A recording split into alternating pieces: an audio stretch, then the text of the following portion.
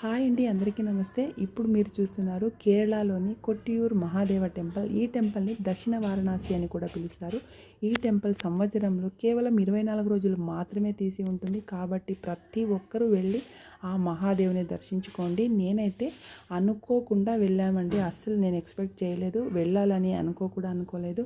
అందుకే అంటారు కదా, శివాజ్ఞ లేనిదే చీమైనా కుట్టదా అంటారు. ఇలాంటి దాన్నేనేమో అసలు నేను ఎక్స్పెక్ట్ చేసుకోకుండా మహాదేవుని అయితే దర్శించుకున్నాను. చాలా ఈజీగా అయిపోయింది.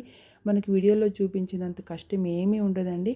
నేనైతే వీకెండ్ ఫ్రైడే నైట్ 9ంటికి వెళ్ళాము. 1 అవర్ లోపలే దర్శనం అయిపోయింది. జూన్ 6th చూస్తున్నారు కదా, క్యూలో వెళ్తున్నాము. తక్కువ మందే ఉన్నారులేండి, నేను మా బ్రదరు, వెనకాల ఇంకా మా ఫ్యామిలీ అంతా ఉన్నారు. అనుకోకుండా చాలా బాగా దర్శనమైంది మాకైతే.